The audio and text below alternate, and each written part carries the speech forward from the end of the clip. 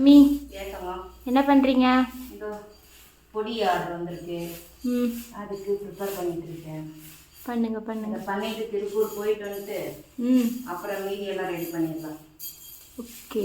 மணத்தக்காளி கீரை தொக்கு, பூண்டு தொக்கு, புளி தொக்கு, மிளகா வந்து நல்லா வெயில் அடிச்சதுனால மேலே போட்டிருக்கேன். எஸ், சரியான வெயில். ஆமாம், நல்லா காயிட்டும், அப்போ தான் அரைக்க முடியும். இன்றைக்கி வந்து 5 கிலோ ரெடி பண்ணியிருக்கோம். தேவைப்படுறீங்க வாட்ஸ்அப் நம்பருக்கு வாட்ஸ்அப் பண்ணி ஆர்டர் ப்ளேஸ் பண்ணிக்கலாம். இதே இட்லி பொடிக்கு அடுத்து பூண்டு பொடி ரெடி பண்ணுறோம்.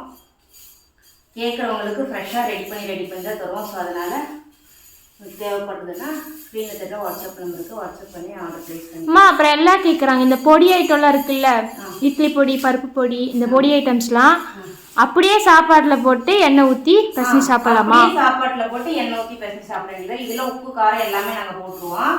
இப்போ நான் இதில் உப்பு போடல, ஏன்னா சூடாக இருக்கும் போது உப்பு போட்டோம்னா அது ஒரு மாதிரி இதாகும், நம்ம கரைஞ்சிடும். தான் உப்பு போடுவேன். மிளகா மட்டும் வெளியே போட்டிருக்கேன். இதெல்லாம் நல்லெண்ணெய் விட்டு தான் நான் வந்து வறுத்துருக்கேன். ஃபுல்லாக நல்லெண்ணெய் தான். கருப்பு எள்ளு போட்டிருக்கேன். கருப்பு எள்ளு, மிளகு, சீரகம் எல்லாமே, அதுதான் நல்லா வாசத்தை கொடுக்கும், டேஸ்ட்டை கொடுக்கும். பாய்.